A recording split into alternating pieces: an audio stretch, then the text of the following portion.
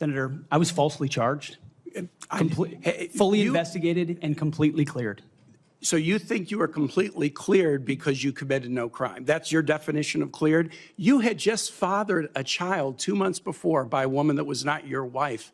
I am shocked that you would stand here and say you're completely cleared. Can you so casually cheat on a second wife and cheat on the mother of a child that had been born 2 months before, and you tell us you are completely cleared? How is that a complete clear? Senator, her child's name is Gwendolyn Hope Hegseth, and she's a child of God, and she's 7 years old. And she was, and you cheated on the mother of that child less than 2 months after that daughter was born, didn't you? Those were false charges. Well, it was fully investigated, and I was completely cleared. And I am so grateful for the marriage I have to this amazing woman behind me. You've admitted that you had sex at that hotel in October 2017. You said it was consensual, isn't that correct? Hey, I have never seen something like this before. Let's break down what might be the most electric moment from Capitol Hill this year. I'm talking about the Senate hearing clash between Tim Kaine and Pete Hegseth, a moment that had political junkies like me glued to the screen. So, here's the setup. Senator Kaine zeroed in on a 2017 incident out in Monterey, California.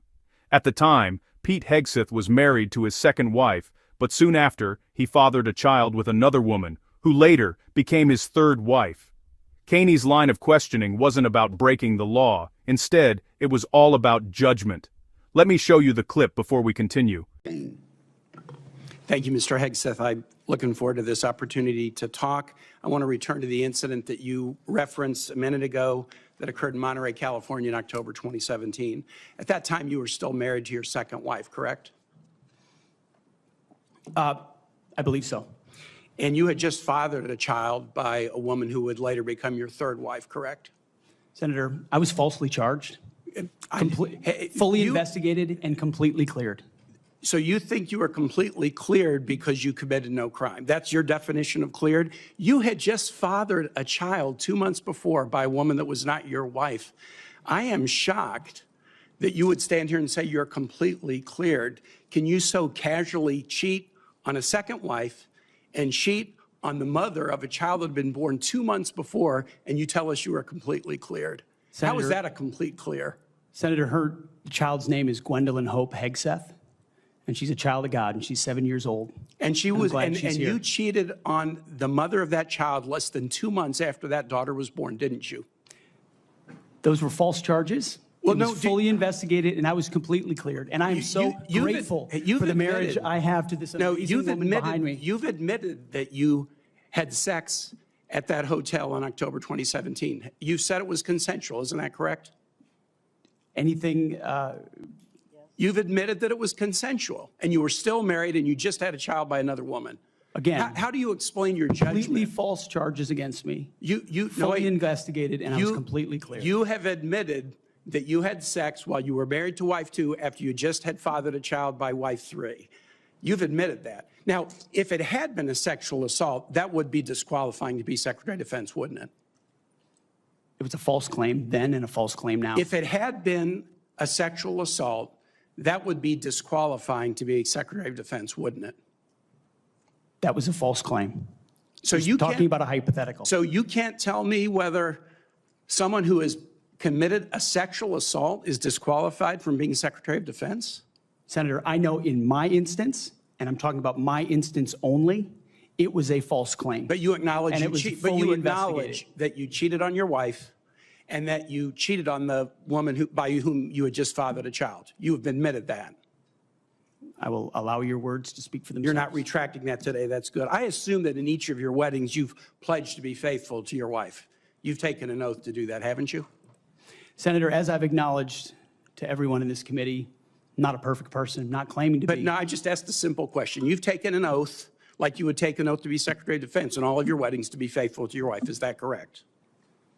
I have failed in things in my life, and thankfully I'm redeemed by my Lord and Savior, Jesus Christ. In finalizing divorces from your first and second wives, were there non-disclosure agreements in connection with those divorces? Senator, not that I'm aware of. If there were, would you agree to release those first and second wives from any confidentiality agreement? Senator, it's not something I'm aware of. But if there were, you would agree to release them from a confidentiality agreement? Senator, that's not my responsibility. Did you ever engage in any acts of physical violence against any of your wives? Senator, absolutely not. But you would agree with me that if someone had committed physical violence against a spouse, that would be disqualifying to serve as Secretary of Defense, correct? Senator, absolutely not have I ever done that. You would agree that that would be a disqualifying offense, would you not? Senator, you're talking about a hypothetical. I don't think it's a hypothetical. Violence against spouses occurs every day. And if you as a leader are not capable of saying that physical violence against a spouse should be a disqualifying fact for being secretary of the most powerful nation in the world, you're demonstrating an astonishing lack of judgment. The incident in Monterey led to a criminal charge, a criminal investigation, a private settlement, and a cash payment to the woman who filed the complaint. And there was also a non-disclosure agreement, correct? It was a confidential settlement agreement off of a nuisance lawsuit. Right.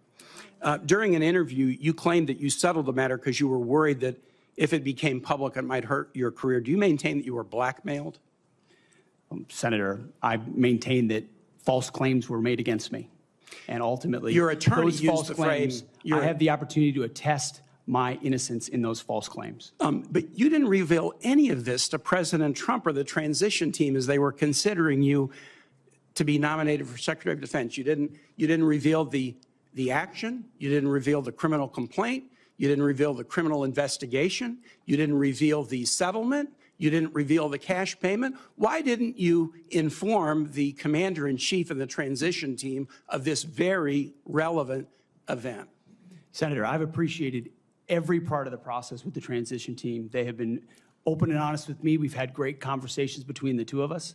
And I appreciate the opportunity that President-elect Trump has given me. You chose not to reveal this, right? Because you knew it would hurt your chances. So you chose not to reveal this really important thing to the commander-in-chief and the transition team because you were worried about your chances rather than trying to be candid with the future president of the United States. Are there any other important facts that you chose not to reveal to the president-elect and his team as they were considering you to be Secretary of Defense? Senator, I sit here before you an open book, as everyone who's watched this process. With multiple non-disclosure and confidentiality agreements tying the hands of many people who would like to comment to us. Much has been made of your workplace behavior as a leader of nonprofit veterans organizations and as a Fox News contributor. Were you fired from either of the leadership positions with the nonprofits? I was the leader. I was the CEO of Concerned Veterans for America and the executive director of Vets for Freedom. Were you fired from either and I of was them? never fired from a veterans organization. Do you have non-disclosure agreements with either of those organizations? Not that I'm aware of, Senator. Many of your work colleagues have said that you show up for work under the influence of alcohol or drunk. I know you've denied that, but you would agree with me, right, that if that was the case, that would be disqualifying for somebody to be Secretary of Defense. Senator, those are all anonymous false claims, and the totality they're not anonymous. The letters on the record here. They're not anonymous. On the record, people we've seen records with names attached to them. Vets for Freedom, Concerned Vets for America, and Fox News attributing to me working hard every day on behalf of one of your mission. colleagues said that you got drunk at an event at a bar and chanted, "Kill all Muslims." Another colleague, not anonymous, we have this, said that you took co-workers to a strip club. You were drunk, you tried to dance with strippers, you had to be held off the stage, and one of your employees in that event filed a sexual harassment charge as a result of it.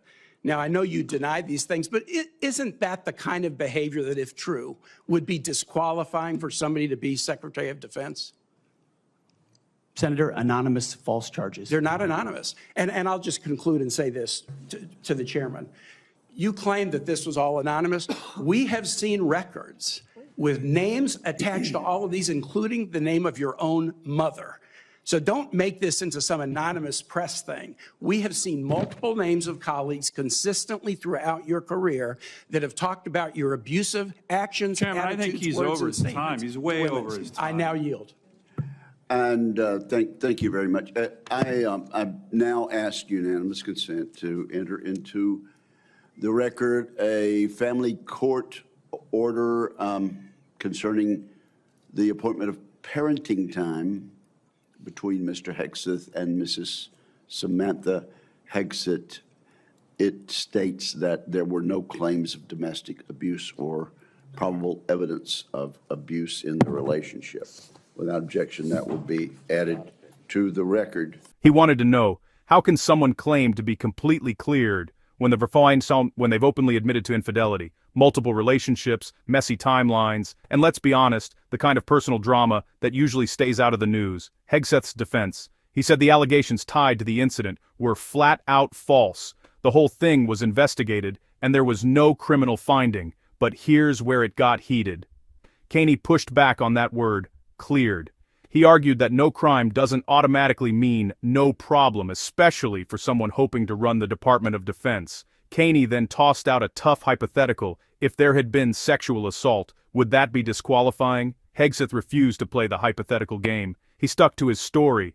His case involved false accusations, nothing more. What I saw here was a real split, one side laser-focused on the legal outcome, the other drilling into ethics, character, and what counts as leadership. Then things got even more intense. Kaine brought up non-disclosure agreements, divorce settlements, and a confidential cash payment tied to the 2017 complaint. Hegseth called it a nuisance lawsuit, but Kaine wasn't buying it. He hammered home a key point. None of this, the complaint, investigation, or payment, was shared with President-elect Trump or the transition team. Suddenly, the issue was transparency. Kaine's angle? Maybe this information was hidden to keep the nomination on track. Let's not forget, Kaine also read out fresh allegations from former colleagues about drinking on the job and inappropriate conduct at work events. Hegseth flatly denied it all, calling these claims false or anonymous. Kaine countered, some were from named individuals, backed by records.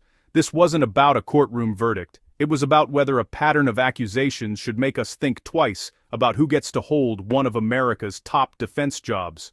The whole thing ended with Kaine entering a family court order. No findings of domestic abuse in Hegseth's prior marriage. But honestly, what stood out for me wasn't just the back and forth. It was the big question, is it enough to be legally cleared, or do we need to ask more about ethics and trust? These are the moments that matter most, when the spotlight hits standards, judgment, and accountability, not just headlines. If you want more clear breakdowns like this, hit subscribe and stay tuned. Thanks for watching and keep questioning.